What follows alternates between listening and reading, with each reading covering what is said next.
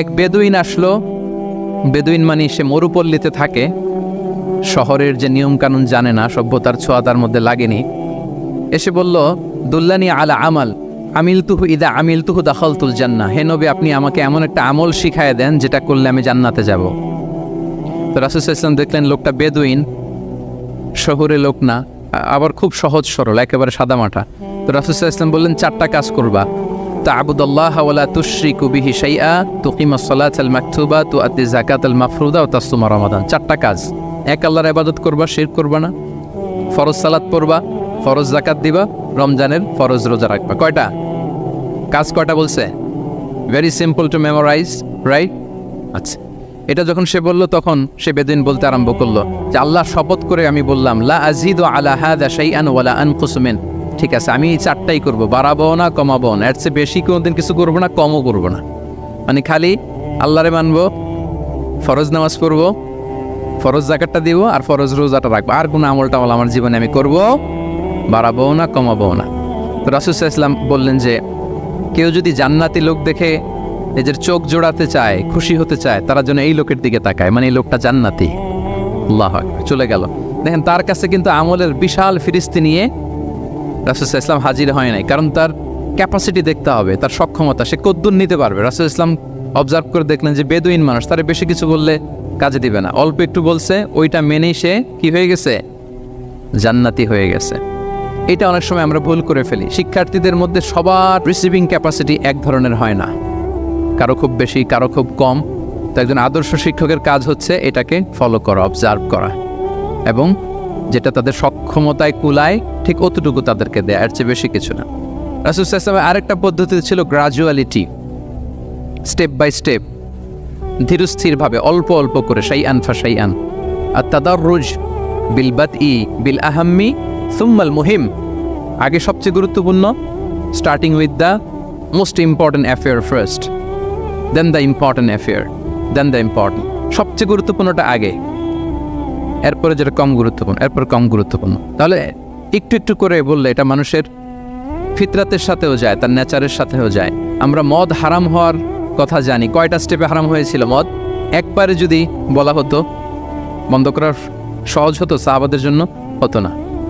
অনেকে আছে দেখবেন যে চেইন স্মোকার, বুঝতে পেরেছেন তো? মানে অনেক সিগারেট খায়, লেটসে দিনে 10 থেকে 15টা খায়। তো যে চেইন স্মোকার, আপনি যদি বলেন যে এটা হারাম, আজকেই তোমার বাদ দিতে হবে, হারাম, এটা খেতে পারবে না, পারবে? ও দুনিয়া সব বাদ দিতে পারবে, সিগারেট বাদ দিতে পারবে না। তো তারে কি করতে হবে? ফ্লেক্সিবিলিটি দিতে হবে, যে আস্তে আস্তে ছাড়েন। 10টা করে খান, তো চালাইতে থাকেন। আজকে 10টা খাইছেন, কালকে 9টা করে খান, চালাইতে থাকেন, একসাথে সব বন্ধ করার দরকার নেই। তারপরের সপ্তাহে 8টা করে খান, এরপরের সপ্তাহে 5টা করে খান। অল্প অল্প করে অবশ্যই সে কমাতে পারবে। এরপরের সপ্তাহে 2টা খান, এরপরের সপ্তাহে বন্ধ করেন না, চালাইতে থাকেন। সে চালাচ্ছে কিন্তু কমিয়ে আনতেছে, চালাচ্ছে কিন্তু।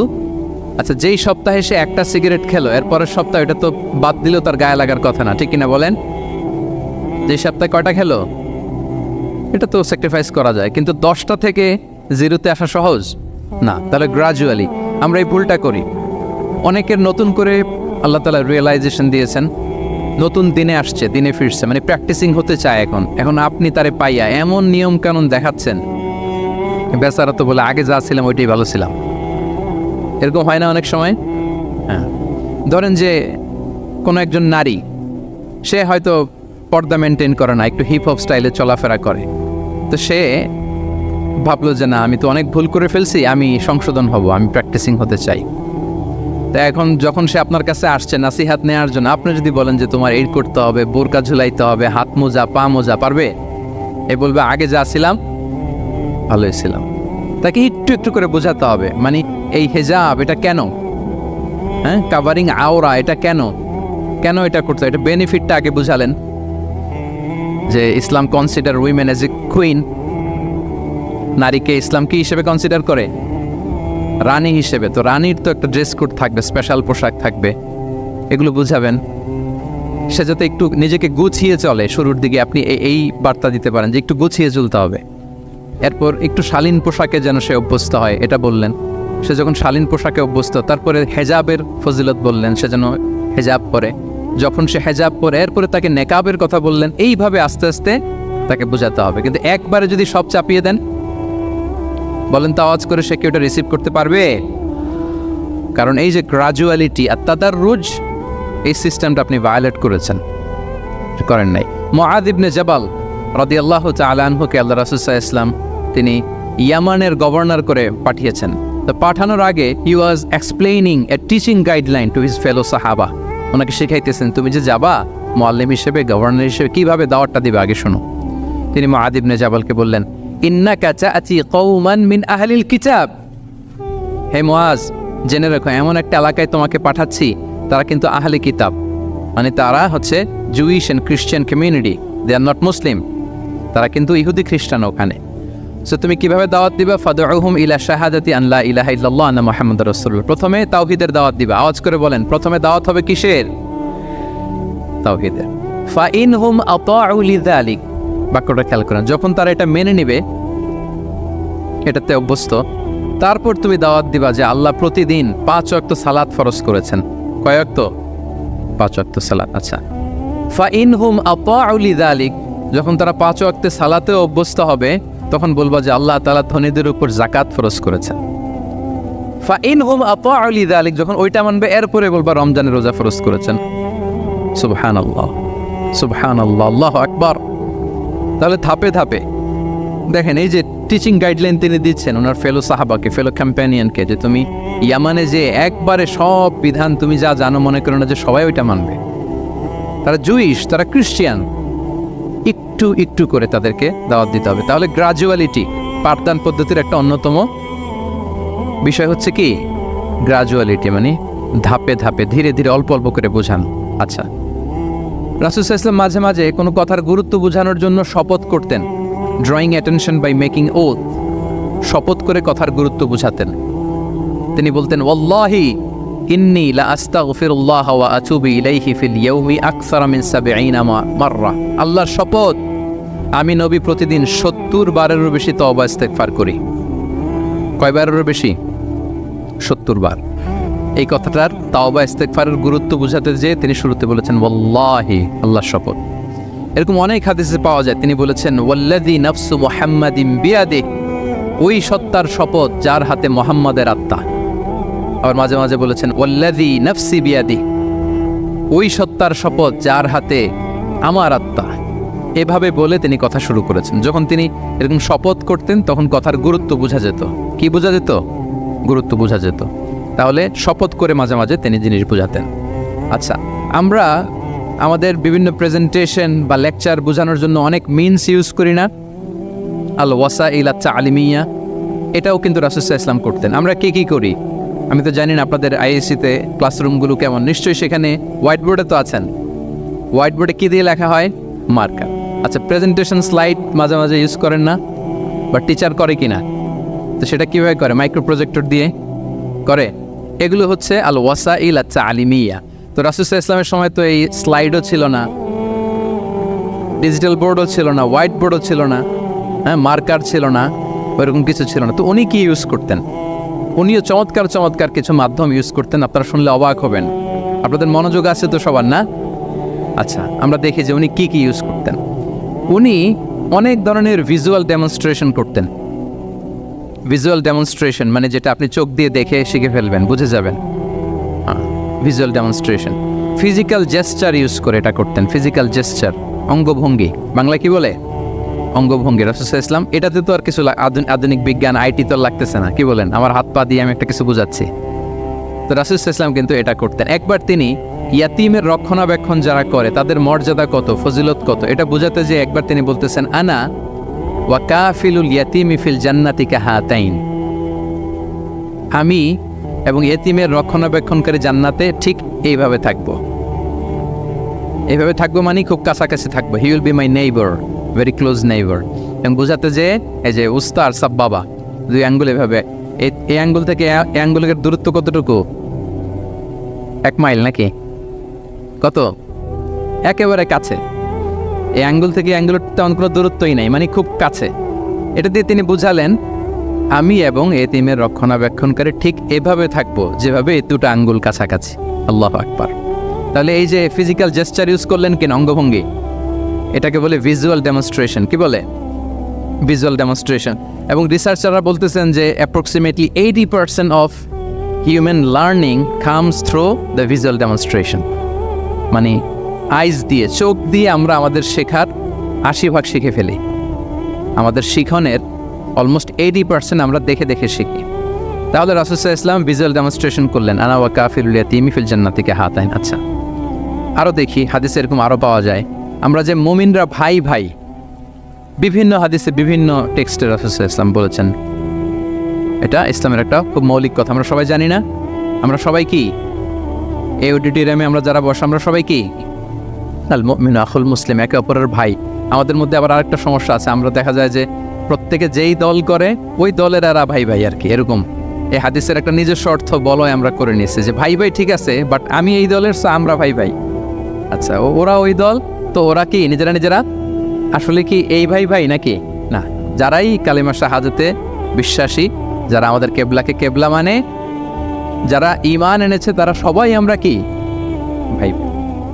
এই যে আমাদের ভ্রাতৃত্বের বন্ধনটা যে খুব অটুট এবং মজবুত সুদৃঢ়, এটা বোঝানোর জন্য রাসূল ইসলাম একবার বললেন, আল মুমিনু লিল মুমিনি কাল বুনিয়ান। মুমিন যে ভাই ভাই, এই ভ্রাতৃত্বের বন্ধন হচ্ছে সুদৃঢ় প্রাচীরের মতো। ইয়াশুদ্দু বা'দুহু বা'দা, one side strengthening the other. একটা বড় প্রাচীর, যেমন এই বিল্ডিংটা যেমনি এই পাশ ওই পাশটাকে মজবুত করে ধরে রেখেছে, ওই পাশ যেমনি এটাকে মজবুত করে ধরে ঠায় দাঁড়িয়ে আছে বছরের পর বছর, যুগের পর যুগ। রাসূল সাল্লাল্লাহু আলাইহি ওয়াসাল্লাম বললেন, মুমিন যে ভাই ভাই, তাদের সম্পর্কটা এরকম সুদৃঢ়। কতটা সুদৃঢ়? এটা বলতে যে ওয়াশাব্বাকা বাইনা আসাবিহি, তিনি হাতের এই 5 আঙ্গুল, এই 5 আঙ্গুলের ভেতরে ঢুকাই দিলেন। এরকম ধরেন তো একটু সবাই। আচ্ছা, ঢুকিয়ে একটু চাপ দেন, এখন ব্যাপারটা অনেক মজবুত হয়ে গেল না? হ্যাঁ, কেউ চাইলে কি সহজে ছোটাতে পারবে? না। তাহলে এই যে আরেকটা ভিজুয়াল ডেমনস্ট্রেশন পেয়েছেন? ফিজিক্যাল জেস্চার, অঙ্গভঙ্গি করে তিনি বুঝাইলেন যে আমাদের ভ্রাতৃত্বটা এইরকম মজবুত। মানে ওনার কাছে যা ছিল ওইটা বুঝাতে যে তিনি এই ফিজিক্যাল জেস্চারটা নিয়েছেন যে মুমিন ভাই ভাই এবং আমাদের ভ্রাতৃত্বের বন্ধনটা ঠিক এরকম মজবুত, লাইক দিস।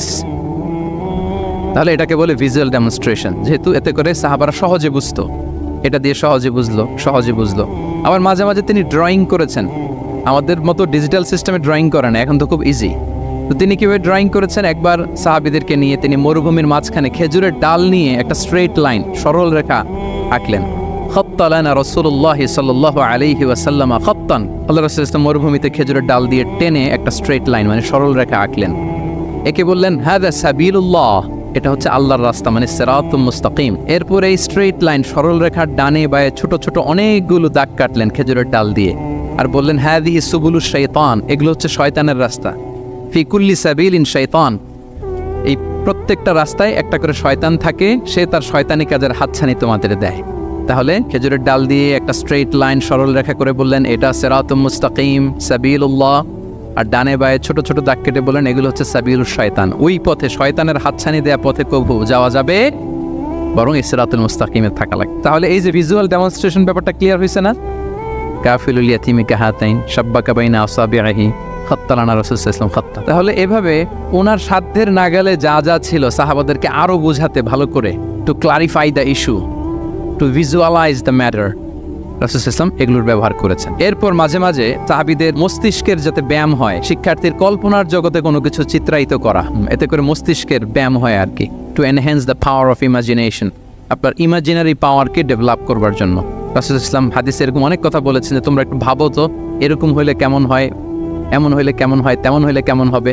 এই কথাগুলো যখন বলতেন সাহাবারা ভাবনার জগতে হারিয়ে যেত, ভাবতেন, কল্পনার রাজ্যে হারিয়ে যেতেন, ওনাদের মস্তিষ্কের ব্যায়াম হতো, ইমাজিনেশনের যে পাওয়ার এটা ডেভেলপ করতো, এমনটা পাওয়া যায়। রাসূল ইসলাম একবার বললেন, আরাআইতুম লাউ আন্না নাহরান বিবাবি আহাদিকুম ইয়াগতাসিলু মিনহু কুল্লা ইয়াউমিন 5 মাররাতিন হাল ইয়াবকা মিন দারানিহি শাই।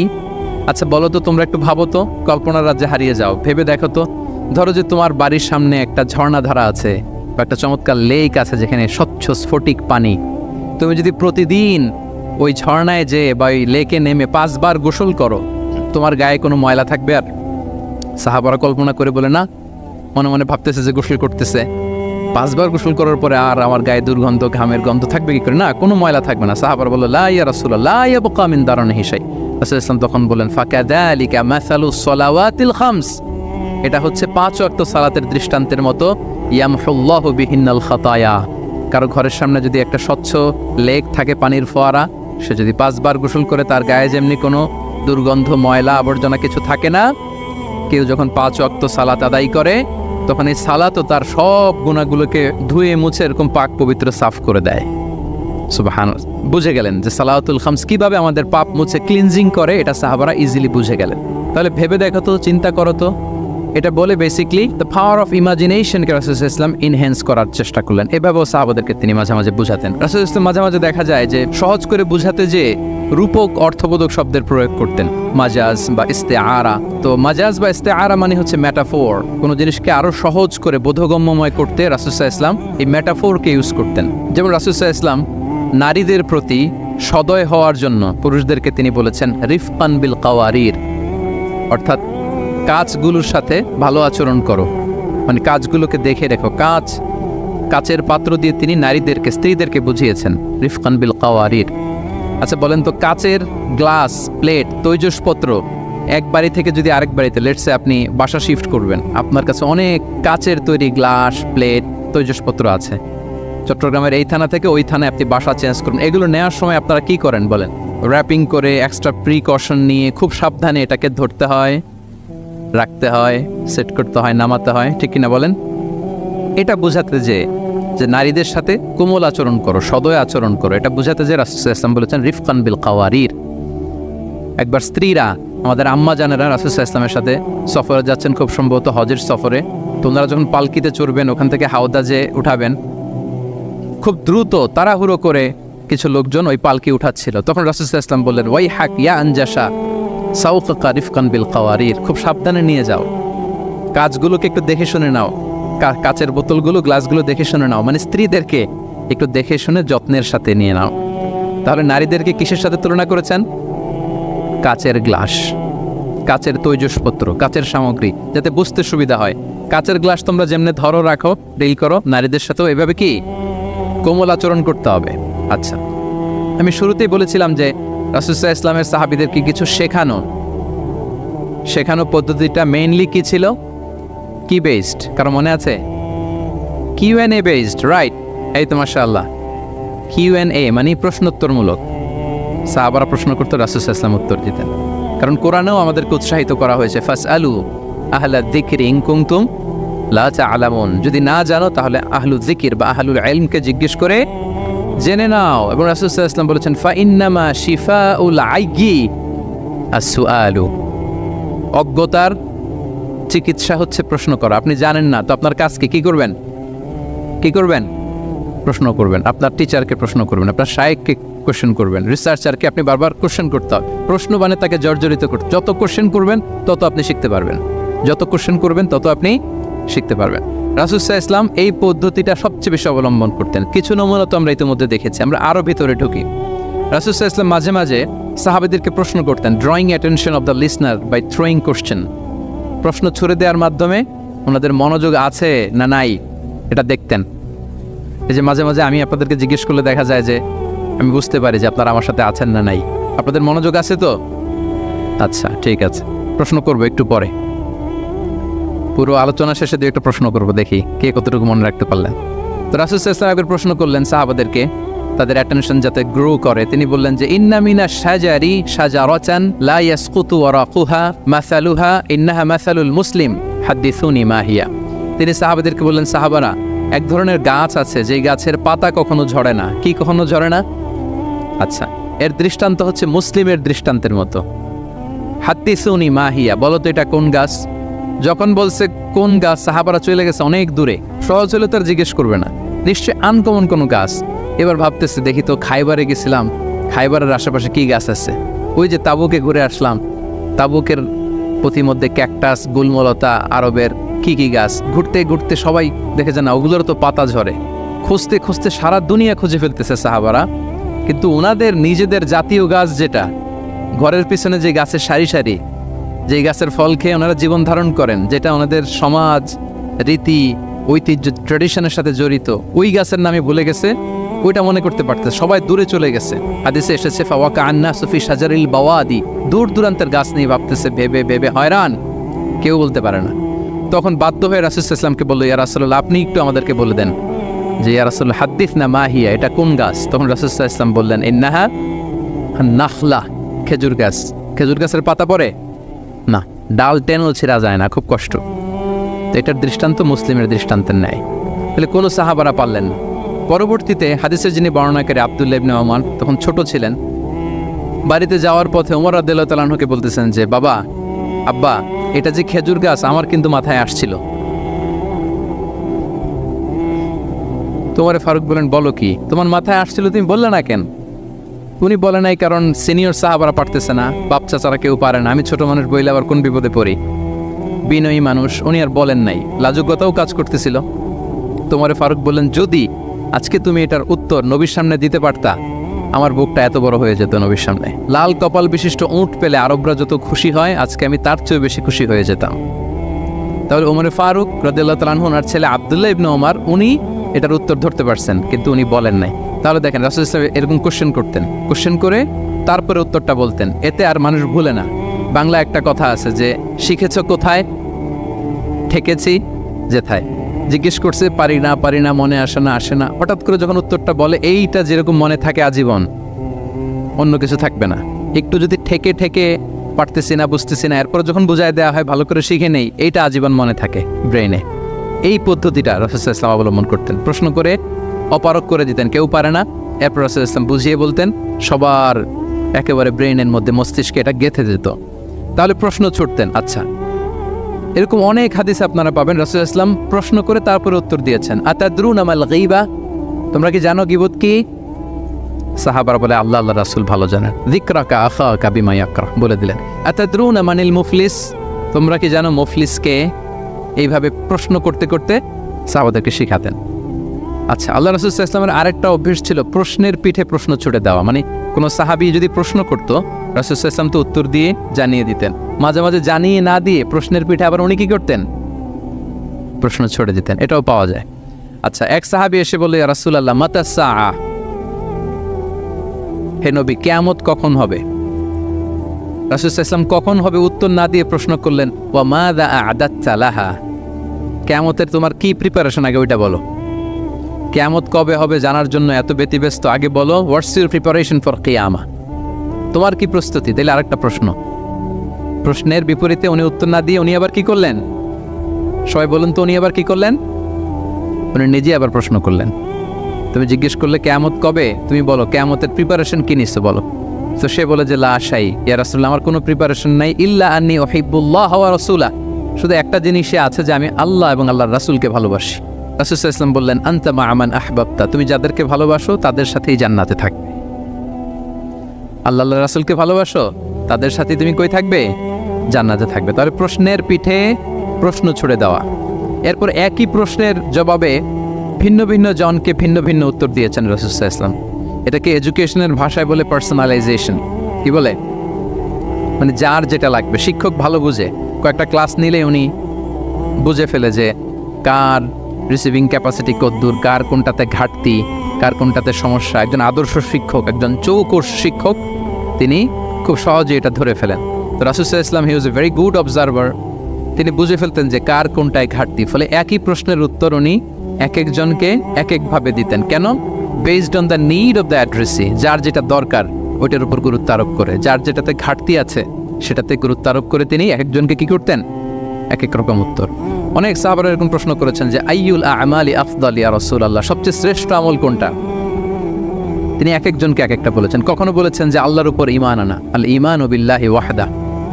কাউকে বলেছেন যে আল জিহাদ ফি সাবিলিল্লাহ, কাউকে বলেছেন আস-সালাতু ফি ওয়াক্তিহা, অন টাইমে সালাত পড়া। তার মানে যার যেটাতে ঘাটতি ছিল। কাউকে বলেছেন বিররুল ওয়ালিদাইন, কারণ তিনি দেখেছেন তার সাথে তার মা বাবার সম্পর্কে একটু ঘাটতি আছে, তারা এটা বলি, কারণ সবগুলোই ভালো কাজ, সবগুলোই কি ভালো কাজ। তাহলে যার যেটাতে ঘাটতি আছে সেটাতে গুরুত্ব আরোপ করা, এটা রাসূল সাল্লাল্লাহু আলাইহি ওয়াসাল্লাম করেছেন। মাঝে মাঝে রাসূল সাল্লাল্লাহু আলাইহি ওয়াসাল্লাম সাহাবীদেরকে, মানে শিক্ষার্থীদেরকে উত্তর জানার জন্য ব্যাপকভাবে আগ্রহী করে তুলতেন। হ্যাঁ, এটা আরবিতে বলে তাশওয়িকুস সামিঈন ইলা মারিফাতিল জাওয়াব, উত্তর শোনানোর জন্য আগ্রহী করে তোলা। সেক্ষেত্রে মাঝে মাঝে তিনি একটা দুটো শব্দ ইউজ করতেন। কিরকম? যেমন আওয়ালা আদুল্লুকুম, অথবা আলা উখবিরুকুম, আমি কি তোমাদের বলবো না, এটা বললে সাহাবারা বলতেন, বলেন বলেন ইয়া রাসূলুল্লাহ, অবশ্যই বলবেন, বালা ইয়া রাসূলুল্লাহ। আওয়ালা উখবিরুকুম, আমি কি তোমাদের জানিয়ে দিব না? সাহাবারা বলতেন, ইয়া রাসূলুল্লাহ, অবশ্যই আপনি আমাদের জানিয়ে দিবেন। যেমন তিনি বললেন যে কেউ জান্নাতে যাবে না মুমিন হওয়া ছাড়া, কেউ ইমানদার হতে পারবে না যতক্ষণ না একে অপরকে তোমরা ভালো না বাসো। তাহলে তো এটা গুরুত্বপূর্ণ বিষয়, একে অপরকে ভালো না বাসলে নাকি মুমিনই হওয়া যাবে না, আর মুমিন না হলে তো জান্নাতেই যাওয়া যাবে না। তখন রাসূল ইসলাম বললেন, আওয়ালা আদুল্লুকুম আলা শাইইন ইযা ফাআলতুমুহু তাহাবাবতুম, আমি কি তোমাদেরকে বলবো না এমন একটা আমলের কথা যেটা করলে তোমাদের পারস্পরিক হৃদ্যতা বাড়বে, ভালোবাসা বাড়বে? তখন তিনি বললেন, সেটা কি? আফশুস সালামা বাইনাকুম, তোমাদের মাঝে ব্যাপক সালামের প্রসারণ করো, সালামের প্রসার করো, একে অপরকে বেশি বেশি সালাম দাও। ব্যাপারটাকে এইভাবে প্রেজেন্ট না করে উনি যদি বলতেন, সাহাবারা বেশি বেশি সালাম দিও, এটা সওয়াবের কাজ অনেক। এটা হচ্ছে একটা প্রেজেন্টেশন। আরেকটা হচ্ছে এমনভাবে এটাকে উপস্থাপন করা যে মুমিন না হলে জান্নাতে যাবা না, আর একে অপরকে ভালো না বাসলে মুমিন হতে পারবে না। তোমরা কি জানো কি করলে একে অপরের মধ্যে ভালোবাসা বাড়ে? এরপর রাসূল সাল্লাল্লাহু আলাইহি ওয়াসাল্লাম বলতেন যে সালাম দেওয়ার মাধ্যমে ভালোবাসা বাড়বে। একবার রাসূল সাল্লাল্লাহু আলাইহি ওয়াসাল্লাম বললেন, আলা উখবিরুকুম বিআফদালা মিন দারাজাতিস সিয়ামি ওয়াস সালাতি ওয়াস সাদাকা, আমি কি তোমাদের জানাবো না যে নামাজ, রোজা, সাদাকার চেয়েও বেশি ফজিলতের একটা আমল আছে, সেটা কি আমি কি তোমাদের জানাবো না? সাহাবারা বললেন, ক্বালু বালা ইয়া রাসূলুল্লাহ, হে আল্লাহর রাসূল, অবশ্যই জানাবেন, অবশ্যই জানাবেন। কারণ নামাজের চেয়েও বেশি গুরুত্বপূর্ণ, সাদাকার চেয়েও বেশি গুরুত্বপূর্ণ, সিয়ামের চাইতেও বেশি গুরুত্বপূর্ণ আমল, সেটা কি? তখন রাসূল সাল্লাল্লাহু আলাইহি ওয়াসাল্লাম বললেন, সেটা হচ্ছে ইসলাহু যাতিল বাইন, বিবাদমান দুই গ্রুপকে মিলিয়ে দেয়া, বিবাদমান দুই ব্যক্তিকে মিলিয়ে দেয়া। এটা নফল নামাজ, নফল সাদাকা, নফল রোজার চেয়েও বেশি কি ফজিলতপূর্ণ, বেশি গুরুত্বপূর্ণ। আমরা তো মনে করি শুধু নামাজ পড়লেই বোধহয় আমি অনেক সওয়াব পেলাম, রোজা রাখলেই সওয়াব পেলাম, শুধু জিকির করলে, সাদাকা করলেই সওয়াব পেলাম। কিন্তু রাসূল সাল্লাল্লাহু আলাইহি ওয়াসাল্লাম বলেন যে দুইজনের মধ্যে একটু মনোমালিন্য তুমি মিলিয়ে দাও, এটা এর চেয়েও বেশি সওয়াবের। আল্লাহু আকবার। দুই গোষ্ঠীর মধ্যে দীর্ঘদিনের ঝগড়া মিলিয়ে দাও, এটা এর চেয়েও বেশি সওয়াবপূর্ণ। রাসূল সাল্লাল্লাহু আলাইহি ওয়াসাল্লাম মক্কা থেকে মদিনায় যেয়ে কি করেছেন? আউস এবং খাজরাজের দীর্ঘদিনের যুদ্ধ 1 ঘন্টার মধ্যে কি settle down. He was a very good mediator and arbitrator, চমৎকার মধ্যস্থতা করতে জানতেন তিনি। তাহলে এইভাবে উত্তর জানার জন্য শিক্ষার্থীদেরকে আগ্রহী করে তুলতেন। আচ্ছা, আরেকটা পদ্ধতি ছিল অবজারভেশন অ্যান্ড কারেকশন। রাসূল সাল্লাল্লাহু আলাইহি ওয়াসাল্লাম, আমি আলোচনার শুরুতেই বলেছি, হি was a very good observer, চমৎকার পর্যবেক্ষণ করতেন এবং সংশোধন দিতেন। কে কি করছেন এটা খেয়াল রাখতেন, মানে চোখ কান খোলা রাখতেন। বাংলা আমরা কি বলি? চোখ কান খোলা রাখা। মসজিদে নববীতে এরকম ভুরি ভুরি পাবেন যে রাসূল সাল্লাল্লাহু আলাইহি ওয়াসাল্লাম কে কি করতেছে অবজার্ভ করতেছে, ওইটার উপর বেস করে তাকে নাসিহা করতেছে।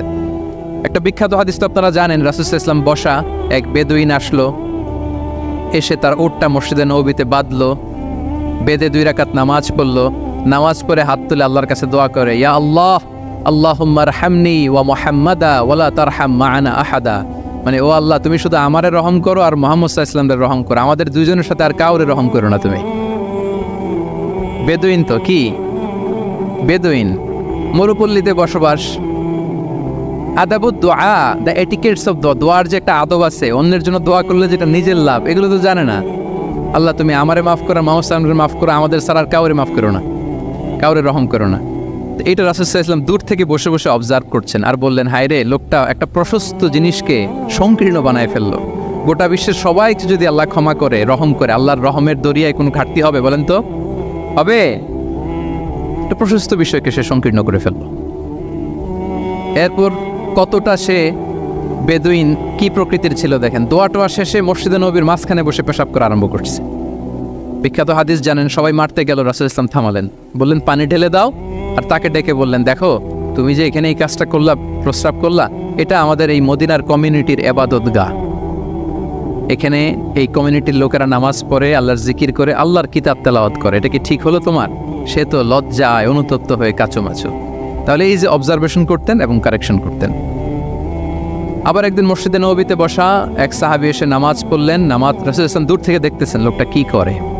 নামাজ পড়লো 2 রাকাত, পরে এসে নবীকে সালাম দিল। রাসূল ইসলাম সালামের উত্তর দিয়ে বললেন, ইরজি' ফাসাল্লি ফাইন্নাকা লাম তুসাল্লি, যাও আবার পড়ো, কারণ তুমি নামাজ পড়ো নাই, মানে নামাজটা ঠিক মতো হয় নাই। ইউ ডিডন্ট অফার ইউর সালাহ in a correct way, proper manner. ওই সাহাবী যে আবার 2 রাকাত পরে আসলেন, রাসূল ইসলাম একই কথা বললেন, ইরজি' সল্লি ফাইন্নাকা লাম তুসাল্লি, হয়নি নামাজ, আবার পড়ো। আবার পরে আসলেন, আবারও একই কথা। এখন 3 বার পড়ার পরেও যখন হয় না, বেচারা ভাবলেন আবার যে বললে তো একই হবে, আমি তো এটাই জানি। তিনি বললেন মা উহসিনু গায়রাহ, ইয়া রাসূল এর চেয়ে ভালো আমি আর পারি না, ফাআল্লিমনি ইয়া রাসূলুল্লাহ, হে নবী আমাকে একটু শিখিয়ে দেন কিভাবে পড়ব। রাসূল সাল্লাল্লাহু আলাইহি ওয়াসাল্লাম বললেন, যখন নামাজে দাঁড়াবে আল্লাহু আকবার বলে দাঁড়াবে, এরপর কোরআন থেকে যা সহজ লাগে পড়বে, তাড়াহুড়ো করবে না। কি করবে না? সবাই বলেন কি করবে না? নামাজে কোনো তাড়াহুড়ো নাই, নো রাশিং ইন সালাহ, নো হ্যাস্টিনেস ইন সালাহ। নামাজে আমরা খুব তাড়াহুড়ো করি, এটা নামাজের যে প্রাণ, সালাতের প্রাণকে, রূহকে নষ্ট করে দেয়। যখন রুকুতে যাবে স্ট্রেইট ফরওয়ার্ড রুকু করবে, হাত্তা তাতমা ইন্না রাকিআন। রাসূল সাল্লাল্লাহু আলাইহি ওয়াসাল্লামের রুকুর পিঠটা ছিল একেবারে স্ট্রেইট, এই টেবিলটা যেরকম স্ট্রেইট এরকম স্ট্রেইট। লাউ সাব্বা আলাইহিল মা লাস্তাকার, পানি ভর্তি একটা বোতল যদি রাসূল সাল্লাল্লাহু আলাইহি ওয়াসাল্লামের রুকু দেয়া পিঠের উপর রাখতো, পানিটাও পড়তো না, বোতলটাও পড়তো না, স্ট্রেইট। এরকম উদাহরণ দিয়ে সাহাবারা বলতেন যে এত স্ট্রেইট রুকুর পিঠ যে পানি ভর্তি গ্লাস রাখলে পানিটাও কাঁপবে না, বোতলটাও পড়বে না। রাসূল সাল্লাল্লাহু আলাইহি ওয়াসাল্লাম বলতেন সবচেয়ে বড় চোর যারা নামাজে চুরি করে। সাহাবারা বললেন এটা আবার কিভাবে? তিনি বললেন লা ইউতিম্মু রুকুআহু ওয়া সুজুদাহ, তারা নামাজের চোর যারা রুকু সেজদা ঠিকমতো করে না।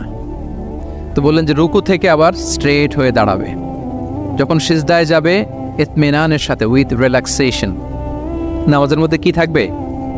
রিল্যাক্সেশন থাকবে। যখন বললেন যে এই 1 রাকাত যেমনি তোমাকে শিখালাম, সব নামাজ তুমি এইভাবে পড়বা, উইথ রিল্যাক্সেশন, নো রাশিং, তখন সাহাবী শিখে গেলেন। তাহলে এই যে অবজারভেশন অ্যান্ড কারেকশন, দেখতেন হোয়াটস গোয়িং অন অ্যারাউন্ড, কি হচ্ছে, ভুল হলেই শুধরে দিতেন। হজের দিন উনি উটের সামনে বসা, পেছনে ফদল ইবনে আব্বাস রাদিয়াল্লাহু তাআলা আনহু, আব্দুল্লাহ ইবনে আব্বাসের ভাই, রাসূল সাল্লাল্লাহু আলাইহি ওয়াসাল্লামের কাজিন, রাসূল সাল্লাল্লাহু আলাইহি ওয়াসাল্লামের কি কাজিন। তো রাসূল সাল্লাল্লাহু আলাইহি ওয়াসাল্লাম বিভিন্ন মাসআলার উত্তর দিচ্ছেন। কি করতেছেন? মাসআলার উত্তর দিচ্ছেন। রাসূল সাল্লাল্লাহু আলাইহি ওয়াসাল্লাম হজ করেছিলেন কয়টা বলেন তো দেখি, কে জানে? হ্যাঁ, মাত্র একটা করছে। ঠিকঠাক আছে তো উত্তর? সবাই বলেন কয়টা হজ করেছিলেন? হ্যাঁ, আসলে রাসূল সাল্লাল্লাহু আলাইহি ওয়াসাল্লাম কেবলমাত্র জীবনে কয়টা হজ করেছেন? একটা হজ করেছেন, 4টা উমরা করেছেন। আচ্ছা, এবার যেহেতু একটা হজ করেছেন, মানুষের অনেক ভুল হয়ে যাওয়া তো খুব স্বাভাবিক, কি বলেন? স্বাভাবিক না? স্বাভাবিক। ফলে 10 জিল হজ, যেটা ভেরি হ্যাকটিক ডে, একদিনে অনেক কাজ করতে হয়, 5টা কাজ। জামরায় স্টোনিং করতে হয়, পাথর মারো, স্লটার করো, প্রাণী জবাই করো, মাথার চুল ফেলে দাও, আবার চলে যায় মক্কায়, ফরজ তাওয়াফ করো, সাই করো, ফিরে আসো। এই যে 5টার সিকোয়েন্স অনেকে রাখতে পারে না, ভুল করে ফেলে। এখন 1400 বছর পরে, মুআল্লিমরা এত তালিমের পরেও আমরা ভুল করে ফেলি। তাহলে ওই সময় কি হয়েছিল বলেন? এটা ছিল প্রথম হজ।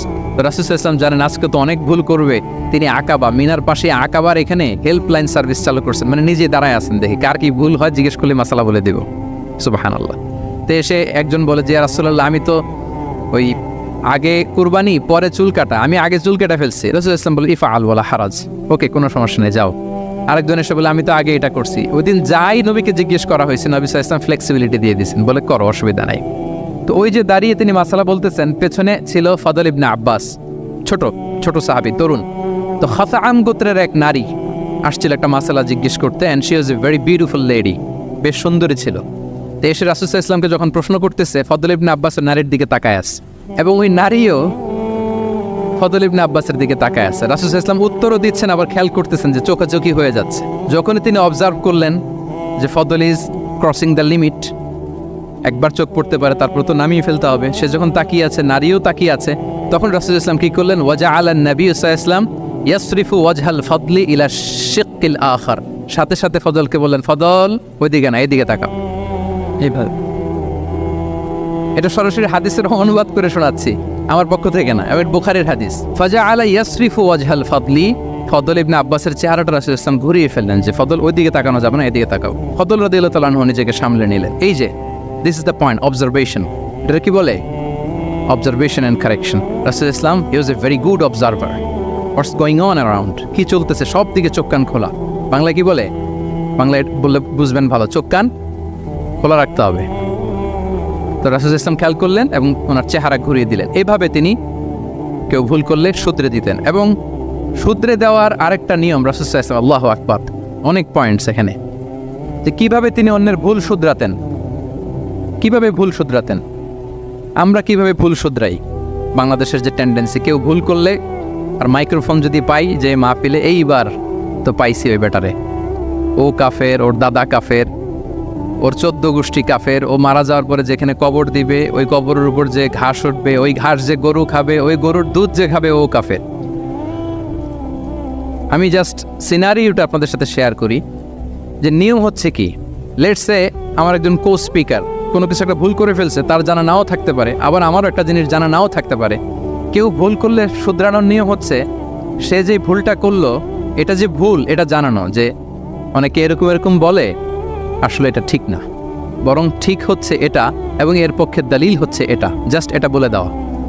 এটা যদি বলে দেয় তাহলে কি হবে, যখন ওই যে ভুল করছে সে যখন শুনবে, তার নাম তো আর বলা হয় নাই, সে তো বুঝে যাবে এটা তো আমি ভুলটা করছি, ফলে আমি শুধরে গেলাম, ওই লোক শুধরে যাবে, আর বাকি যারা লিসেনার শ্রোতা তারা সবাই সতর্ক হয়ে যাবে। তাইলে যেটা উদ্দেশ্য ছিল কাউকে শুধরানো, ওটা হয়ে গেছে না? কারণ নাম নেওয়া প্রয়োজন হয়েছে? বলেন তো, রাসূল সাল্লাল্লাহু আলাইহি ওয়াসাল্লাম যখন কাউকে কারেক্ট করতেন তখন কখনো কারো নাম ধরে শুধরাতেন না, কারেক্ট করতেন না। আল্লাহু আকবার। নাম ধরে শুধরাতেন না, পাছে না সে লজ্জা পেয়ে যায়, পাছে না সে বিব্রত হয় মানুষের সামনে। সুবহানাল্লাহ। অন্যের রাইটস, অন্যের ব্যক্তিত্বের ব্যাপারে কতটা মর্যাদাশীল ছিলেন। কারণ কারো নাম ধরে তো আমার শুধরানোর দরকার নেই, এটা যে ভুল সোসাইটিকে এটা জানালেই হবে। তাহলে যে ভুল করছে সে শুধরে গেল, বাকিরা সতর্ক হয়ে গেল, ঠিক না? আচ্ছা, 3 সাহাবী মিলে একবার ভাবলো রাসূল সাল্লাল্লাহু আলাইহি ওয়াসাল্লাম বাড়িতে কি কি আমল করে, আমরা একটু আম্মাজানদের জিজ্ঞেস করি, তাহলে আমরাও আমাদের আমলটা একটু বাড়াবো। যে জিজ্ঞেস করলো যে আম্মাজানরা একটু বলেন তো উনি বাসায় কি কি ইবাদত করে, কতটুকু কোরআন পড়ে, তাহাজ্জুদ কেমনে পড়ে।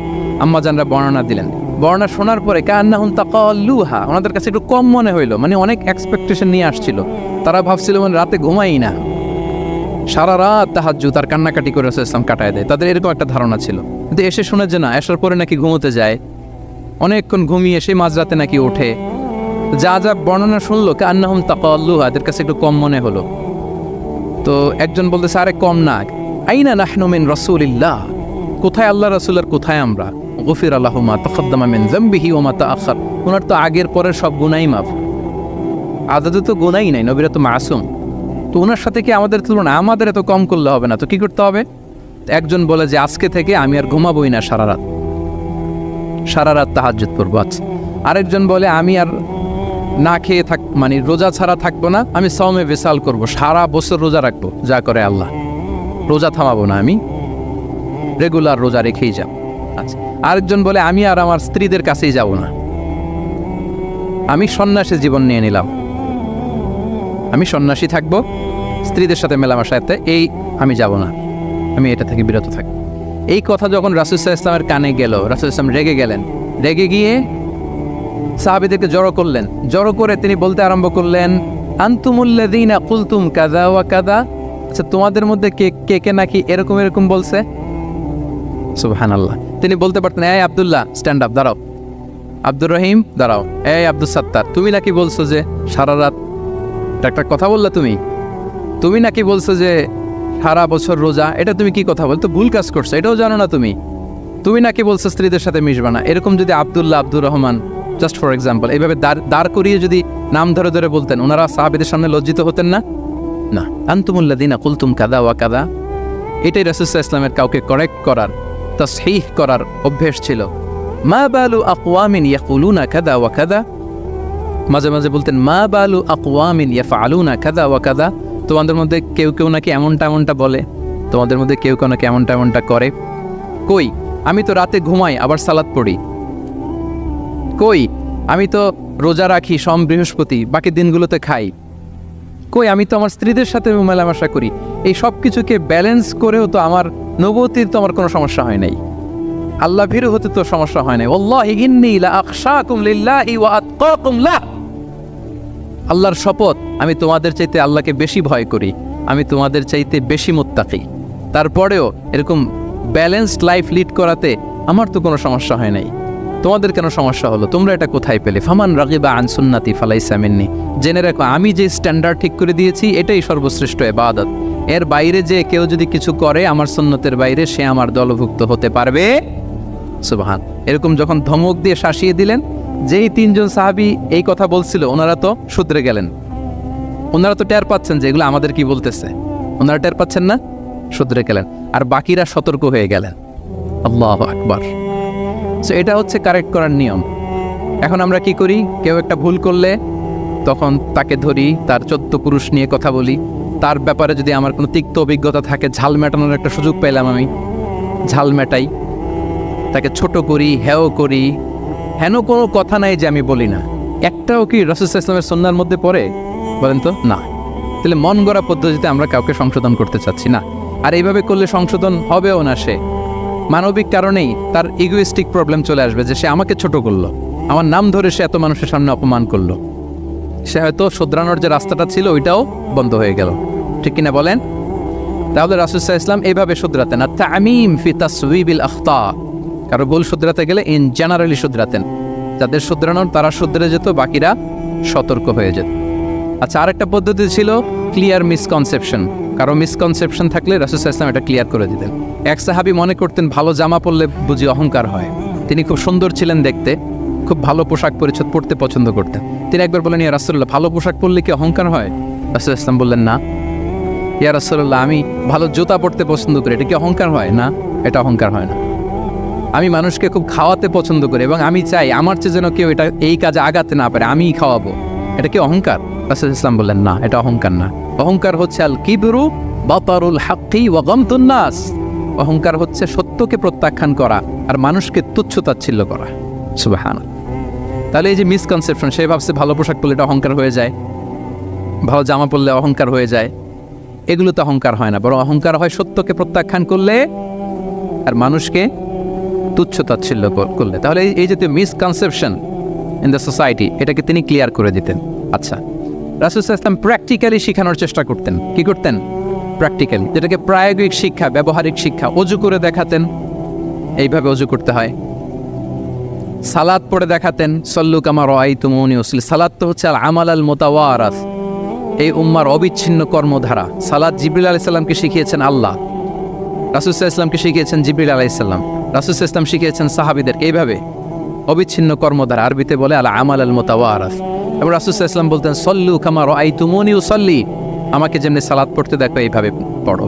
হজের ক্ষেত্রেও বলেছেন, খুযু আন্নী মানাসিকাকুম, হজের বিধানকে দেখে নাও। একবারই তো হজ করেছেন, হাতে কলমে প্র্যাকটিক্যাল গাইডলাইন দিয়ে শিখিয়েছেন। এবং সাহাবারা ভুল করে কিনা মাঝে মাঝে শুনতেন, যেটাকে আরবিতে বলে কিরাআতু তিলমিদ আলা শেখ। আব্দুল্লাহ ইবনে মাসউদ রাদিয়াল্লাহু তাআলা আনহুকে রাসূল সাল্লাল্লাহু আলাইহি ওয়াসাল্লাম একবার বললেন, আব্দুল্লাহ, একটু তেলাওয়াত করো তো। তিনি বললেন, আকরাউ আলাইকা ওয়া আলাইকা উনজিল, হে নবী, আমি আপনার সামনে দাঁড়ায় তেলাওয়াত করব, আপনার উপর কোরআন নাজিল হয়। রাসূল সাল্লাল্লাহু আলাইহি ওয়াসাল্লাম বললেন যে, ইন্নী উহিব্বু আন আসমাআহু মিন গায়রি, হে আব্দুল্লাহ ইবনে মাসউদ, আমি কোরআন তেলাওয়াত তোমাদেরকে শোনাতে যেমনি পছন্দ করি, তোমরা কেউ পড়বা আর আমি শুনবো, এটাও খুব পছন্দ করি। কারণ উনি প্ল্যান করে রাখছেন আব্দুল্লাহ ইবনে মাসউদ কি হবেন, তিনি কিছুদিন পরে উম্মার শিক্ষক হবেন। ওইখানে আবার ভুলটুল করে ফেলেন কিনা উনি জাজ করতেছেন। তখন আব্দুল্লাহ ইবনে মাসউদ রাদিয়াল্লাহু তাআলা আনহু সূরা নিসা তেলাওয়াত করে শোনালেন। তাহলে রাসূল ইসলামের একটা পন্থা ছিল, তিনি শুনতেন আবার শোনাতেন। কি করতেন? শুনতেন। প্রতি রমাদানে যতটুকু কোরআন নাজিল হয়েছে তিনি জিবরিল আলাইহিস সালামকে শোনাতেন, আবার জিবরিল আলাইহিস সালাম পুরো কোরআন রাসূল সাল্লাল্লাহু আলাইহি ওয়াসাল্লামকে শোনাতেন। এটা ছিল একটা টেকনিক। আচ্ছা, রাইটিং মেথড, আমরা যেমনি লেখি, অ্যাসাইনমেন্ট, প্রেজেন্টেশন, লেখার মাধ্যমে জ্ঞান বিতরণ, জ্ঞান অর্জন, এটা কম ছিল। আমি আগেই বলেছি, মেইনলি ছিল oral based and Q and A based, কিন্তু লেখা যোগা যে ছিলই না তা না। লেখা জানতো, হাতে গোনা অল্প কিছু সাহাবী মক্কায় লিখতে জানতেন, পড়তে জানতেন। মদিনাতেও ইহুদিরা জানতো, কিন্তু অন্যান্যরা, আরবরা, তাদের মধ্যে লেখার যে কালচার, এটা ওইভাবে গড়ে ওঠেনি। জানতেন অল্প সংখ্যক লোক। যেমন ওহী লেখক সাহাবী ছিলেন ইবনে কাসিরের বর্ণনা মতে 23 জন। কয়জন? ওনারা খেজুর গাছের ছালে, পাথরে, চামড়ায়, প্রাণীর চ্যাপ্টা হাড়ের মধ্যে কোরআন লিখে রাখতেন। এবং রাসূল সাল্লাল্লাহু আলাইহি ওয়াসাল্লাম কোরআন ছাড়া অন্য কিছু ওনার কাছ থেকে যেন লিখে রাখা না হয়, এই মর্মে আদেশ জারি করেছেন, লা তাকতুবু আন্নী গায়রাল কোরআন ওয়া মান কাতাবা আন্নী গায়রাল কোরআনি ফালইয়ামহু, কোরআন ছাড়া কিছু লিখো না। তাহলে কোনটা আমার কথা আর কোনটা আল্লাহর কথা মিক্স আপ হয়ে যাবে। কিন্তু কোরআন যখন অধিকাংশ রেকর্ডেড হয়ে গেল, তখন তিনি হাদিস সংরক্ষণের জন্য, লেখার জন্য পারমিশন দিয়ে দিলেন। যেমন মক্কা বিজয়ের ভাষণের পরে ইয়ামান থেকে আসা এক লোক আবু শাহ বলতেছে, ইয়া রাসূলুল্লাহ, আপনার ভাষণটা আমার একটু লিখে দিলে ভালো হয়। কি দিলে? লিখে দিলে। রাসূল ইসলাম সাহাবাদেরকে বললেন, উক্তুবু লি আবি শাহ, ঠিক আছে, এই ইয়ামানি ভিজিটর, তাকে আমার ভাষণটা তোমরা লিখে দাও। তাহলে এই লেখার পদ্ধতিটা খুব কম ছিল। রাসূল সাল্লাল্লাহু আলাইহি ওয়াসাল্লাম নিজে লিখতেন না, কাতিবে ওয়াহিদের দিয়ে লেখাতেন, কোরআন লেখাতেন। সপ্তম হিজরিতে যখন সুপার পাওয়ারদেরকে চিঠি লিখিয়েছিলেন, কাতিবে ওয়াহিদদেরকে দিয়ে চিঠি লিখিয়েছেন, এটা রাসূল সাল্লাল্লাহু আলাইহি ওয়াসাল্লাম করতেন। আচ্ছা, সফট স্কিল ডেভেলপমেন্টের ব্যাপারে রাসূল সাল্লাল্লাহু আলাইহি ওয়াসাল্লাম উদ্বুদ্ধ করেছেন। লার্নিং ফরেন ল্যাঙ্গুয়েজ, যেটা কমিউনিকেশন স্কিল, ভাষা জানা, এটা খুব জরুরি। আরবি, ইংরেজি, বাংলা, 3টা ভাষা জানেন কে কে? দেখি ছাত্রদের মধ্যে প্যারালাল, লাইক নেটিভ আর নেয়ার নেটিভ, 5-7 জন আছে না? ল্যাঙ্গুয়েজ আরও ভালো জানতে হবে। আরবিতে একেবারে ফ্লুয়েন্ট হইতে হবে, ইংরেজিতে ফ্লুয়েন্ট হইতে হবে। এই 2টা ল্যাঙ্গুয়েজ যদি আপনার হাতে থাকে, you can win the world for sure, I am telling you. গোটা বিশ্ব আপনি জয় করে ফেলতে পারবেন। তাহলে আইআইইউসি তো এটার একটা সেন্টার, খুব চমৎকার সুযোগ এখানে আছে আরবিতে মাস্টার হওয়া, ইংরেজিতে মাস্টার হওয়া। তাহলে সফট স্কিল ডেভেলপমেন্টের ব্যাপারে রাসূল সাল্লাল্লাহু আলাইহি ওয়াসাল্লাম উৎসাহিত করেছেন। কিভাবে? ইহুদিরা যখন চিঠি লিখতো, কোন ভাষায় লিখতো জানেন? হিব্রু ভাষায়, হিব্রু ল্যাঙ্গুয়েজে। এখন এইটা বোঝার জন্য রাসূল সাল্লাল্লাহু আলাইহি ওয়াসাল্লাম এক ইহুদিকে হায়ার করতে হইতো, যে তুমি একটু পরে বলো তো ওরা কি লিখলো। আচ্ছা, এটা লিখছে। এর বিপরীতে রাসূল যখন আবার চিঠি লিখবেন, তখন এক ইহুদিকে ডাকতে হইতো যে আমি বলতেছি আরবিতে, তুমি এটা হিব্রুতে ট্রান্সলেট করে পাঠাও। তো যেহেতু ইহুদিরা বিশ্বাসঘাতকতার অনেকগুলো ইনসিডেন্ট আছে, ট্রেচারি, বিট্রেয়াল ইনসিডেন্ট অনেকগুলো আছে, রাসূল সাল্লাল্লাহু আলাইহি ওয়াসাল্লাম বললেন আমি ইহুদিদেরকে বিশ্বাস করতে পারি না, কারণ একজনটা নিয়ে আসলাম, চিঠি একটা লিখছে একটা, সে অর্থ শোনাইলো আরেকটা। আমি বললাম লিখতে একটা, সে বিশ্বাসঘাতকতা করে লিখে দিল আরেকটা, তাহলে ঝামেলা হয়ে যাবে না? রাসূল সাল্লাল্লাহু আলাইহি ওয়াসাল্লাম তিনি যায়েদ ইবনে সাবিত রাদিয়াল্লাহু তাআলা আনহুকে বললেন যে তুমি এই হিব্রু ল্যাঙ্গুয়েজ শিখবা, শিখে আমার পক্ষ থেকে অন বিহাফ অফ মি তুমি জুইশদেরকে চিঠি লিখবা, ওদের চিঠি আসলে তুমি আমারে পড়ে শোনাবা। ইন্নী লা আমানু আলা ইয়াহুদ ফি কিতাবি, আমি ইহুদিদেরকে বিশ্বাস করি না। রাসূল সাল্লাল্লাহু আলাইহি ওয়াসাল্লাম যখন ওনাকে অ্যাসাইন করলেন এবং দোয়া করলেন, রাসূল সাল্লাল্লাহু আলাইহি ওয়াসাল্লামের দোয়ার বরকতে উনি বলেন যে 15 দিন যেতে না যেতে I became master in Hebrew within 15 days. 15 দিন যেতে না যেতে আমি হিব্রু ভাষায় পণ্ডিত হয়ে গেলাম। এরপর থেকে যত চিঠি ইহুদিদের কাছে লেখা প্রয়োজন হতো, আমি যায়েদ ইবনে সাবিত লিখে দিতাম, এবং হিব্রুতে চিঠি আসলে আমি অনুবাদ করে দিতাম। তাহলে দেখেন রাসূল সাল্লাল্লাহু আলাইহি ওয়াসাল্লাম কিন্তু এই কমিউনিকেশন স্কিল ডেভেলপমেন্ট করার জন্য, যেটাকে সফট স্কিল আমরা বলি, ইন্সপায়ার করেছেন না? তাহলে ল্যাঙ্গুয়েজ শিখবেন আপনারা, কি বলেন?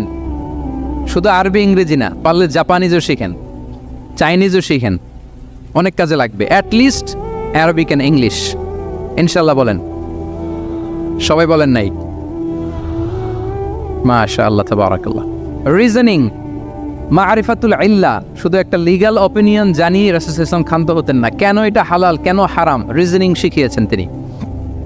এটা দীর্ঘ আলোচনা, ফিকহের আলোচনা, ওইদিকে যাব না, জাস্ট বলে রাখলাম পয়েন্টগুলো। ইমোশনাল ইন্টেলিজেন্স তিনি ইউজ করেছেন শিক্ষাদানের ক্ষেত্রে, অর্থাৎ আবেগ অনুভূতিকে নাড়িয়ে দিয়ে ছাত্রকে ইমোশনাল বানিয়ে তারপরে মেসেজ দেয়া। সুবহানাল্লাহ বিহামদি। এক যুবক এসে বললেন, ইয়া রাসূলুল্লাহ ইযান লি বিজিনা, হে নবী আপনি আমাকে জিনার অনুমতি দিন, জিনার অনুমতি দিন। ফাআকবালাল কওমু আলাইহি ফাজাজারুহু মাহ। সাহাবারা ধমকাতে লাগলাই, বেয়াদব, লজ্জা শরমের মাথাকে কি বলো এগুলো তুমি নবীর সামনে, জিনার অনুমতি দাও। ওয়ালা তাকরাবুজ জিনা, আল্লাহ বলেন জিনার কাছেও যেও না, ব্যভিচারের কাছেও যেও না। তুমি নবীর সামনে এসে এই পাপের অনুমতি চাও? রাসূল সাল্লাল্লাহু আলাইহি ওয়াসাল্লাম কিছু বললেন না। একটু পরে যুবককে ডেকে বললেন, আতুহিব্বুহু লিবনাতিক, আচ্ছা তুমি যে জিনার অনুমতি চাইলে তোমার কন্যার সাথে কেউ এরকম আচরণ করুক, এটাকে তুমি পছন্দ করবে? সে বলল, লা ইয়া রাসূলুল্লাহ, কেউই পছন্দ করবে না। আচ্ছা, আতুহিব্বুহু লি উম্মিক, তোমার মায়ের সাথে কেউ অপকর্ম করবে, এটা তুমি পছন্দ করবে? লা ইয়া রাসূলুল্লাহ, না। আতুহিব্বুহু লি উখতিক, তোমার বোনের সাথে কেউ এই কাজ করবে, তুমি পছন্দ করবে? সে বলে না। ঠিক তখন রাসূল সাল্লাল্লাহু আলাইহি ওয়াসাল্লাম বললেন, তুমি যে এই কাজের অনুমতি চাইলে, যার সাথে তুমি জিনায় লিপ্ত হবে, সে তো কারো না কারো মা, কারো না কারো বোন, কারো না কারো আদরের কন্যা, তাহলে কিভাবে তুমি এটা করতে চাও? যুবক লজ্জিত হয়ে গেল। এত লজ্জিত হলো, রাবি বলতেছে, ফালাম ইয়াকুন বা'দা যালিকাল ফাতা ইয়ালতাফিতু ইলা শাই, ওই রাবি বলতেছে এরপরে কোনোদিন এই যুবকরা ডানে বায়ে তাকাতেও দেখি নাই, স্ট্রেইট হাঁটতো। সুবহানাল্লাহ। রাসূল সাল্লাল্লাহু আলাইহি ওয়াসাল্লাম দোয়া করেছিলেন তার জন্য, আল্লাহুম্মা গফির যামবাহ ওয়া তাহহির কলবাহ ওয়া হাসসিন ফারজাহ, আল্লাহ তুমি তার গুনাহ মোচন করো, পাপ মোচন করো, আল্লাহ তুমি তার অন্তরকে পরিশুদ্ধ করো, আল্লাহ তুমি তার চরিত্রকে নিষ্কলুষ করে দাও। নবীর দোয়ার বরকতে চিরজীবনের জন্য নিষ্কলুষ পবিত্র তিনি হয়ে গেছেন। তাহলে দেখেন, তাকে অন্যভাবে বুঝাইলে হয়তো কাজ হইতে না, যখন তার নিজের উপর দিয়ে বোঝানো হলো, তোমার বোনের সাথে যদি হয় তোমার মেয়ের সাথে যদি কেউ এটা করে তুমি মেনে নিতে পারবা? এটাকে বলে ইমোশনাল ইন্টেলিজেন্সকে কাজে লাগিয়ে মানুষের আবেগ অনুভূতিকে নাড়িয়ে দিয়ে teaching by touching the heart, teaching by touching the emotions. ওটা ইবনে আবি সালামা তিনি বলেন, একবার রাসূল সাল্লাল্লাহু আলাইহি ওয়াসাল্লামের কোলে বসে, ছোটবেলায় কোলে বসার সৌভাগ্য আমার হয়েছিল, এবং আমাদেরকে খাবার দেওয়া হলো, তো তিনি ছোট মানুষ, একবার এদিক থেকে খায় ওদিক থেকে খায়। রাসূল সাল্লাল্লাহু আলাইহি ওয়াসাল্লাম বললেন, ইয়া গুলাম, হে শিশু, সাম্মিল্লাহ, বিসমিল্লাহ বলো, ওকুল বি ইয়ামিনিক, বা হাতে না ডান হাতে খাও। দেখেন ছোটদেরকে কীভাবে শেখাতেন, তারবিয়া, চাইল্ড তারবিয়া। ওয়াকুল মিম্মা ইয়ালিক, তোমার সামনে যেটা আছে ওইটা খাও, এদিক থেকে ওদিক থেকে চারদিক থেকে নিও না। রাবি বলেন যে ফামা জালা তিলকা তু'মাতু বাদু, উনি বলতেছেন এরপর থেকে আজীবন আমার খাওয়ার স্টাইল এইটাই হয়ে গেছে। নবীর ওই কথা আমার কানে ঘন্টার মতো বাজে, খাওয়া শুরু করলেই আগে আমি বিসমিল্লাহ বলি, ডান হাত দিয়ে নিই, আর আমার সামনে যেটা আছে ওইটা থেকে খাওয়া শুরু করি। দেখেন চাইল্ড তারবিয়া কীভাবে করতেন। তাহলে এটিকেটস অফ হ্যাভিং ফুড কীভাবে খাবে রাসূল ইসলাম শিখালেন। আপনারা জানেন যে হাশিমি খানদান, মানে বনু হাশিমদের জন্য জাকাতের সম্পদ খাওয়া, রাসূল ইসলামের বংশের জন্য জাকাতের সম্পদ খাওয়া হারাম। তো একবার জাকাতের সাদাকার খেজুর ছিল স্তূপ করা, রাসূল ইসলামের নাতি হাসান রাদিয়াল্লাহু তাআলা আনহু, ছোট্ট মানুষ, এসেই ওই খেজুর নিয়ে খেতে আরম্ভ করল। দূর থেকে রাসূল ইসলাম দেখে বললেন, কিখ কিখ এরমি বিহা। কিখ কিখ মানে আমরা বাংলা যেটাকে ওয়াক্থু, ওয়াক্থু মানে থু মেরে ফেলে দাও। এটা বলে তিনি হাসান রাদিয়াল্লাহু তাআলা আনহুর মুখ থেকে খেজুরটা বের করলেন আর বললেন, আলা তা'লাম আন্না লা নাকুলু সাদাকা, মানে নানা ভাই, আদরের নানা ভাই, তুমি কি জানো না আমরা সাদাকার সম্পদ খেতে পারি না, তাড়াতাড়ি ফেলে দাও। মুখ থেকে টেনে যে খেজুরটা নিয়েছিলেন হাসান রাদিয়াল্লাহু তাআলা আনহু, সেটাকে রাসূল সাল্লাল্লাহু আলাইহি ওয়াসাল্লাম বের করে দিলেন। তাহলে এখানে কনসেপ্ট অফ হালাল এন্ড হারাম ছোটবেলা থেকেই নানা ভাইকে উনি ক্লিয়ার করে দিচ্ছেন। আব্দুল্লাহ ইবনে আব্বাস রাদিয়াল্লাহু তাআলা আনহু রাসূল সাল্লাল্লাহু আলাইহি ওয়াসাল্লামের কি ছিলেন সম্পর্কে বলেন, কি ছিল? সবাই বলেন আওয়াজ করে। কাজিন, চাচাতো ভাই। আর একটা সম্পর্ক ছিল রাসূল সাল্লাল্লাহু আলাইহি ওয়াসাল্লাম ওনারা, আর কি হইতো? খালু মাইমুনা বিনতুল হারিস রাদিয়াল্লাহু তাআলা আনহা, তিনি ছিলেন আব্দুল্লাহ ইবনে আব্বাসের খালা। আর যেহেতু রাসূল সাল্লাল্লাহু আলাইহি ওয়াসাল্লাম বিয়ে করেছিলেন, ফলে রাসূল সাল্লাল্লাহু আলাইহি ওয়াসাল্লাম ওনার সম্পর্কে আরেক সম্পর্কে কি হয়? খালু। তো উনি খুব ছোট ছিলেন, এত ছোট যে রাসূল সাল্লাল্লাহু আলাইহি ওয়াসাল্লাম যখন ইন্তেকাল করেন তখন ওনার বয়স ছিল 13। আব্দুল্লাহ ইবনে আব্বাসের বয়স তখন কত? 13। তো ফলে ছোট মানুষ প্রায় খালার বাসায় রাতে থাকতো এবং রাসূল সাল্লাল্লাহু আলাইহি ওয়াসাল্লামের আশেপাশে ঘুমাতো। একবার রাসূল সাল্লাল্লাহু আলাইহি ওয়াসাল্লাম ওয়াশরুম করতে গেলেন দূরে, এবং রাসূল সাল্লাল্লাহু আলাইহি ওয়াসাল্লামের অভ্যেস ছিল ওয়াশরুম সেরে এসেই অজু করতেন। তো উনি এসে দেখে ওনার অজুর পাত্রে কে যেন পানি রেখে দিস। জিজ্ঞেস করলেন কে রেখেছে? বলা হলো যে আব্দুল্লাহ ইবনে আব্বাস রেখেছে। রাসূল সাল্লাল্লাহু আলাইহি ওয়াসাল্লাম এত খুশি হলেন যে এখন যে আমার এটা দরকার, ছোট্ট আব্দুল্লাহ এটা বুঝে ফেললো। উনি ওনাকে জড়িয়ে ধরে একটা দোয়া করলেন, আল্লাহুম্মা আল্লিমহুল কিতাব, আল্লাহুম্মা ফাক্কিহু ফিদ্দীন ওয়া আল্লিমহুত তা'বীল। আল্লাহ, আপনি আব্বাসকে কিতাবের জ্ঞান শিক্ষা দেন। এই দোয়ার বরকতে উনি রাইসুল মুফাসসিরিন হয়েছেন। এই পৃথিবীতে যত মুফাসসির আসবে সব মুফাসসিরদের সম্রাট হচ্ছে আব্দুল্লাহ ইবনে আব্বাস রাদিয়াল্লাহু তাআলা। আচ্ছা, উনি কি শিখাতেন, কিভাবে শিখাতেন? তাহাজ্জুদের সময় রাসূল সাল্লাল্লাহু আলাইহি ওয়াসাল্লাম নামাজে দাঁড়ালেন, আব্দুল্লাহ ইবনে আব্বাস এসে রাসূল সাল্লাল্লাহু আলাইহি ওয়াসাল্লামের বাম দিকে দাঁড়ালেন। ছোট মানুষ, ভাবছে আমিও যে নামাজ পড়ি। আচ্ছা বলেন তো, যদি দুইজন হয় নামাজে, একজন ইমাম আরেকজন মুসল্লি, মুসল্লি ইমামের কোন দিকে দাঁড়াবে? কিন্তু আব্দুল্লাহ ইবনে আব্বাস দাঁড়াইছে কোন দিকে? বাম দিকে, কারণ উনি ব্যাপারটা জানেন না। তখন রাসূল সাল্লাল্লাহু আলাইহি ওয়াসাল্লাম কি করলেন? হাত দিয়ে টেনে পিছন দিয়ে এনে ডান দিকে নিয়ে আসলেন। তাহলে রুলিংস অফ সালাতের সুন্নাহ কি, কিভাবে দাঁড়াতে হবে, এটা তিনি শিখালেন ছোট্ট আব্বাসকে, আব্দুল্লাহ ইবনে আব্বাসকে। এরকম অসংখ্য হাদিস আপনি সিরাতের পরতে পরতে, হাদিসের পরতে পরতে পাবেন, যে বাচ্চাদেরকে, শুধু যে যুবকদেরকে, তরুণদেরকে রাসূল সাল্লাল্লাহু আলাইহি ওয়াসাল্লাম শিখিয়েছেন এমনটা না, বরং শিশুদেরকেও শিখিয়েছেন। এইভাবে রাসূল সাল্লাল্লাহু আলাইহি ওয়াসাল্লাম এমন এক শিক্ষা পদ্ধতি আমাদের জন্য উপহার দিয়েছেন, যেটার মধ্য দিয়ে তিনি শ্রেষ্ঠতম প্রজন্ম, the best generation ever on earth, যেটা আমি শুরুতে বলেছি, এবং তার ধারাবাহিকতা এর পরের প্রজন্মকেও শ্রেষ্ঠ প্রজন্ম বলা হয়েছে। এর পরের প্রজন্ম, তিনটা জেনারেশন এই শিক্ষার, এই ওহির জ্ঞানের শিক্ষার ছোঁয়ায় তারা শ্রেষ্ঠ প্রজন্ম হয়েছে রাসূল সাল্লাল্লাহু আলাইহি ওয়াসাল্লামের এই শিক্ষা পদ্ধতির মধ্য দিয়ে। আমরা যদি সামারি করি যে রাসূল সাল্লাল্লাহু আলাইহি ওয়াসাল্লামের শিক্ষা পদ্ধতিটা কেমন ছিল, তাহলে বলতে হবে যে এটা উৎসাহমূলক ছিল, আশাব্যঞ্জক, কনফিডেন্ট বাড়া, ইন্সপায়ারিং ছিল। এটা কল্যাণকামিতায় ভরপুর ছিল, ওয়েল উইশিং ছিল। আমরা যেমনি কারো কথা শুনেই তার উত্তর দেই বা মাসালা বলে দেই, এরকম না। ইংরেজিতে এটাকে বলে এমপ্যাথেটিক। এমপ্যাথেটিক মানে খুব বেশি সুবিবেচক। He not only listen to the suffering of others, he use to feel it. তিনি ফিল করতেন একজন এসে বলতেছে যে আমার এই সমস্যা, এটার এখন আমি কি করব? আমি জাস্ট বললাম এটার ইসলামী সমাধান এটা হচ্ছে একটা। রাসূল ইসলাম এরকম না, যে বলতেছে তার কষ্টটা তিনি ফিল করার চেষ্টা করতেন, ফিল করে তখন তাকে গাইডলাইন দিতেন। এটাকে বলে এমপ্যাথেটিক, ওয়েল উইশিং ম্যানারের, কল্যাণকামিতায় ভরপুর ছিল তার শিক্ষাদান পদ্ধতি, পরামর্শমূলক ছিল, যেখানে মেন্টরিং ছিল, কাউন্সেলিং ছিল। মানে শুধু টিচার হলে এটার আউটপুট একটা, কিন্তু if you work like a mentor, আপনি আপনার শিক্ষার্থীদেরকে মেন্টরিং করতেছেন, তাদেরকে কাউন্সেলিং করতেছেন, এটার আউটপুট হবে অন্যরকম। রাসূল Islam he work as a mentor and counsellor for the সাহাবা।